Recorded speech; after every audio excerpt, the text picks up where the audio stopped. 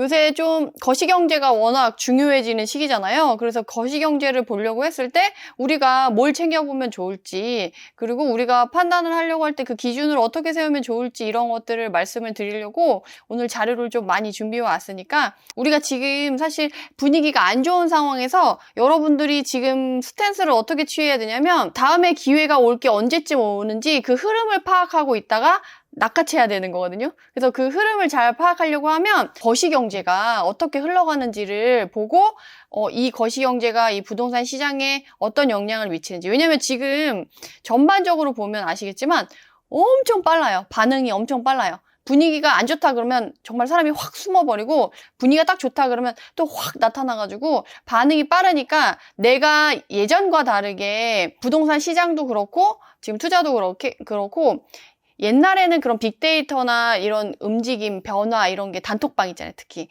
그런 것들이 이렇게 활성화되어 있지 않아가지고 속도가 그렇게 빠르지 않았어요. 근데 지금은 너무 그 정보의 속도가 이게 전해지는 게 빠르기 때문에 내가 반발짝 빨리 움직이려고 했을 때 정말 이전과는 다르게 더 빨라야지 반발짝 빠르게 움직일 수가 있게 됐어요. 그러려면 내가 정말 거시경제나 움직이는 거, 그게 부동산 시장에 영향을 미치는 거, 이런 것들을 정말 기민하게 파악하고 있다가 딱 움직여야 되기 때문에, 그런 부분에서 어떤 걸 파악해서 내가 흐름을 파악할 수 있을지 오늘 그 내용을 한번 같이 얘기를 해보도록 하겠습니다. 이제 거시경제가 참 중요해지는 분위기고, 지금 그 거시경제를 주도하는 게 뭐예요? 금리 인상이죠. 거시경제를 주도하는 게 지금 금리 인상이고, 긴축 정책이고, 달러 환율이고, 인플레이션이고 이런데, 그런 것들에 지금 다 영향을 끼쳐서 가장 중심에서 그것들을 움직이고 있는 게 지금 금리 인상이잖아요. 그런 금리 인상을 단행하는 게 우리나라 같은 경우는 한국은행에서 그걸 발표하고 이제 서로 의논을 해서 조정을 하는데, 2022년도 19차. 그래서 지금 보면 11월, 이게 언제 제가 적어놨는데, 10월 12일에 19차 금융통화위원회 정기 의사록이에요. 그래서 금융통화위원회에 있는 참여자 보이시죠? 나름 이제 영향력 있는 사람들이 모여서 정기적으로 이 금융통화 정책을 어떻게 하면 좋을까, 이제 위원들이 모여서 회의를 하고 그 의사록을 남겨놓는데요. 그 의사록에 서로 어떤 얘기가 오갔는지를 이렇게 적어놔요. 그래서 그 적어놓은 것 중에 우리가 좀 챙겨보면 좋을 내용들이 있어가지고 그것들을 날것으로 가져와 봤어요. 그래서 우리가 뭔가 결정을 하려고 할 때, 우리가 한국은행에서도 기준금리를 인상하려고 할 때 그냥 인상하지 않아요. 거기에 관련된 위원들이 모여서 서로 의논을 하고 토론을 한 다음에 정하게 되는데, 그 중에 이제 영향력을 끼칠 수 있는 내용들이 오간 걸 정리해 놓은 게 이 의사록이라서, 그거를 한번, 그러면 금융의 전문가들이 모여있는 한국은행에서 영향력을 끼치는 그런 사람들이 모여서 나누는 이야기는 어떤 이야기들이 있는지, 그걸 통해서 추후로 금리 인상이 더 될 건지, 얘네들이 이 경제를 어떻게 생각하고 있는지를 파악해서 얘네들은 이렇게 생각하네, 이런 것들을 보면서 내가 전문가들이 이렇게 생각하고 있으니까 향후 금리 인상이 더 될 수 있겠다, 안 될 수 있겠다, 좀 빠르겠다, 천천히 가겠다, 이런 것들을 가늠해 볼 수가 있겠죠. 그래서 요 의사록을 한번 들고 와 봤습니다.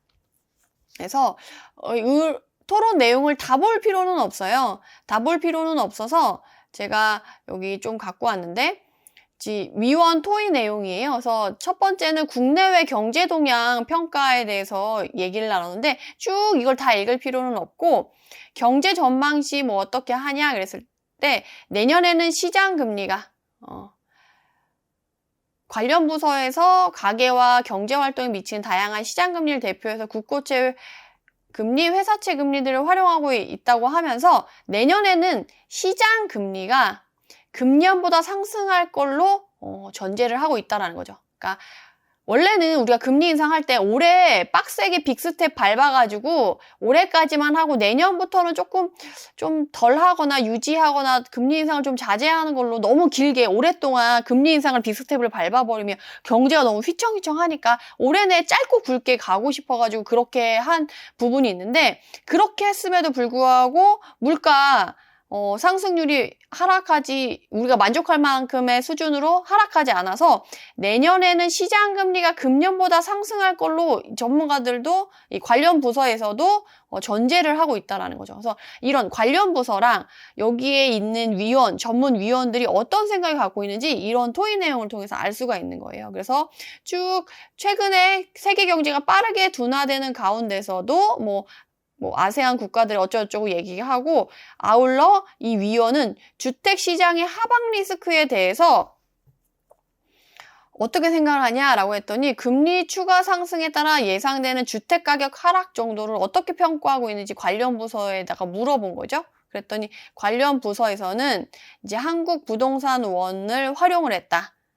그래서 주택가격 하락폭이 그보다 더 크게 나타날 수 있다. 한국 부동산원에서 보여지는 그 수치보다 추후로 더 크게 나타날 수 있다라고 하는 거죠. 그래서 또한 주택 가격의 하락 리스크가 지역별로 차별화되고 있음을 고려해서 분석 결과를 해석할 필요가 있다고 덧붙였다.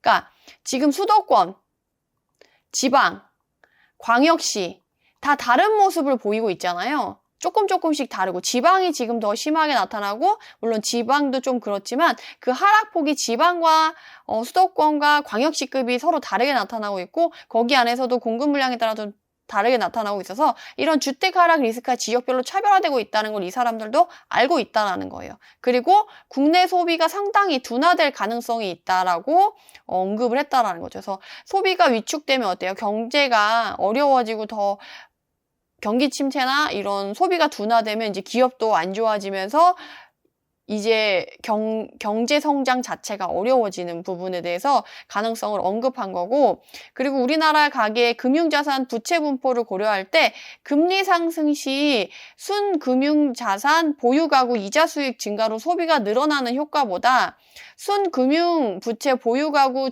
소비가 제약된 효과가 더 클 수 있다라고 첨언하였다라고 하잖아요. 이건 무슨 뜻이에요? 최근에 어때요? 그 은행들이 막 5%, 6%, 7% 막 저축 금리 많이 한다고 적금 같은 거 지금 상품 막 개발해가지고 막 홍보를 열심히 하고 있잖아요. 그래서 이런 이자를 이전보다 많이 주는 적금이나 그런 것들을 사람들한테 저축을 유도해가지고 그 저축을 한 사람들이 받게 되는 이자로, 그 이자를 많이 받으면 어때요? 가계가 이걸로 이제 소비를 늘리지 않을까라고 기대를 낙관적으로 해볼 수 있지만, 이거보다는 기존에 가계부채 갖고 있었던 사람들이 그거에 대출 이자를 내느라고 소비를 위축하는, 소비를 줄이는 그 효과가 훨씬 크다라는 거죠. 그래서 저축을 이자율이 높아서 받는 이자율보다는 기존의 대출 금리로 갚아야 되는 이자가 높기 때문에 이거는 효과가 그렇게 크지 않을 거야 라고 여기 사람들도 생각을 한다라는 거죠. 그래서 경기 하방 압력이 커짐에 따라서 그 물가의 오름세가 점차 낮아질 거라고 답변한 사람도 있어요. 근데 뒤로 넘기다 보면 그렇게 낙관할 수만은 없어. 하방 압력이 커져도 물가 상승은 생각보다 그렇게 빠르게 떨어지지 않고 오히려 계속 올라갈 수도 있어. 낙관하면 안 돼. 라고 얘기한 사람도 있어요. 그래서 동위원 누가 얘기했나 했는데, 위에 얘기한 사람이랑 같은 사람이 또 내년 성장률이 지난 전망보다 더 떨어질 거라고 예상을 하니까 기준금리 인상이 어느 정도 영향을 미칠 것인지 이제 관련 부서한테 다시 또 물어본 거죠. 그래서 그거에 대해서 어떻게 대답을 했는지 이런 것들을 여러분들이 볼 수가 있고, 어쨌든 내년에 민간 소비가 완만하게 둔화될 것이라고 관련 부서에서는 전망을 다소 낙관적으로 보고 있다라고 이제 언급했다라는 거죠. 얘가 물어봤는데 위원들이 오름세가 낮아지지 않을까라고 했더니 얘네들도 소비가 완만하게 좀 줄어들고 앞으로 어떻게 될 거다라고 글로벌 경기 부진 심화된 거시적인 위험으로 민간 소비의 하방 압력이 더 커질 가능성에 대해서도 유의하고 있다라고 얘기를 한다는 거죠. 그래서 경기를 그러니까 앞으로 더 어려워질 수 있다라고 이 위원들이나 관련 부서 사람들도 생각을 하고 있다라는 거예요. 그래서 또한 이런 위원들이 관련 부서에서 향후 집값 움직임을 어떻게 예상하는지, 그리고 최근 전세 가격 하향 추세가 시차를 두고 물가에 서서히 반영될 것이라고 얘는 답했다는 거죠. 향후 집값 움직임이 어떻게 될까? 그랬더니 전세가 하향 추세가 시차를 두고 이제 전세가가 많이 떨어지면 물가에 서서히 반영이 될 거다. 그래서 금리 영향을 받는 월세 가격이 전세 가격과 다른 움직임을 나타낼 가능성도 보인다라고 이렇게 얘기를 해줬어요. 그래서 아까 앞에서도 말씀드렸지만 다른 위원들은 물가 상황을 낙관하기는 아직 이르다라고 얘기하기도 했다라는 거죠. 그래서 앞에서는 이제 물가가 좀 낮아지지 않을까라고 낙관하기도 했는데 조금 천천히라도 여기 일부 위원들은 오히려 좀 이르다라고 해서 오히려 이렇게 생각하면 어때요? 기준금리를 앞으로 더 올릴 수도 있겠다라고 생각해 볼 수가 있는 거죠. 그래서 관련 부서에서는 내년에 금리 상승 그리고 구매력 저하 등의 영향으로 증가세가 점차 둔화될 것이다라고 얘기를 했다라는 거죠. 그래서 내년에도 금리 상승이 이어질 수 있다라고 기본적으로 여기서는 전제를 깔고 있는 것 같아요. 그러니까 원래는 우리가 올해까지만 금리 인상을 빅스텝으로 빠르게 할 거야라고 올해까지면 끝나지 않을까라고 했는데 이미 이 전문가들이나 이런 사람들은 내년까지 금리 인상을 할 거를 생각해보고 있다라는 게 여기를 통해서 알 수가 있네요. 그래서 내년 네, 그렇고 또 이렇게 쭉 한번 읽어보세요. 이걸 다 읽어드릴 수는 없어서 제가 표시를 한 것만 위주로만 읽어드리자면 9월 들어서 국내 경기가 급격히 냉각되는 것으로 보인다고 일부 위원이 이제 언급을 한 거죠. 그래서 우리가 부동산도 그렇잖아요. 지금 5월에서 7월에도 분위기가 그렇게 좋지는 않았는데 7, 8월 이후 금리 인상이 본격화된 9월, 10월에는 오히려 그 분위기가 강하게 나타나고 있었잖아요. 부동산에서도.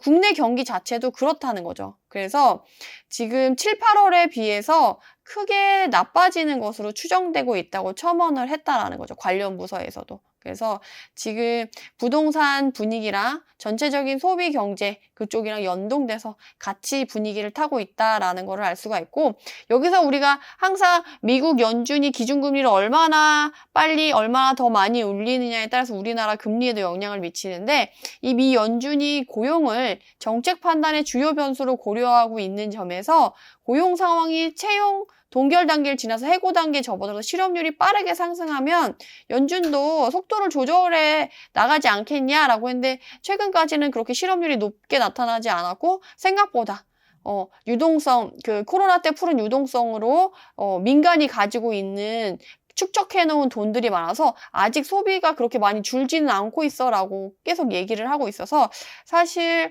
이거는 조금 더 지켜봐야 되지 않을까 싶습니다. 그래서 이렇게 의사록을 통해서 관련 부서나 이 관련해서 위원들이 어떤 생각을 가지고 있는지를 통해서 올해는 어렵겠구나, 내년까지 금리 인상 되겠구나 라고 마음에 각오를 다지는 거죠. 내년까지 지속이 되면 전세가 내년까지도 좀 힘들게 맞춰질 수 있겠구나. 그래서 금리 인상이 내년 초까지 지속이 되면 대출 많이 받은 게 조금 힘들 수 있겠구나. 그래서 그것에 대비를 좀 많이 해놔야겠구나. 이게 좀 더 길어질 수 있겠구나. 이런 것들을 생각해 볼 수가 있는 거죠. 그래서 이런 식으로 이런 것들을 찾아보면 좋으실 것 같고 그리고 우리나라 같은 경우는 주택담보대출 잔액이 변동금리 대출이랑 고정금리로 봤을 때 50% 미만이래요. 변동금리가. 그래서 변동금리 받은 사람들이 지금 되게 힘드신데 고정금리 받은 사람이 더 많다라는 거죠. 그래서 이런 걸 내용을 보면서 그러면 대출을 받은 사람들이 생각보다 지금 금리 인상 올라가는 거에 크게 타격이 전체적인 부분에서 봤을 때 더 많은 비중을 차지하진 않아서 그나마 좀 다행이구나. 그러면 부동산에 물건이 갑자기 쏟아져 나와가지고 시장에 혼란을 가져오는 부분에서는 여기 변동금리를 많이 받아서 오는 리스크는 조금 적게 생각해도 되겠구나 라고 리스크적인 부분에서만 좀 약간 그것도 낙관적으로 생각하기는 어렵고 그냥 그 정도만 생각해봐도 좋지 않을까 싶어요. 그럼 이만 영상을 마치도록 하고요. 해당 영상이 도움이 되셨다면 구독, 좋아요로 응원 부탁드립니다. 감사합니다.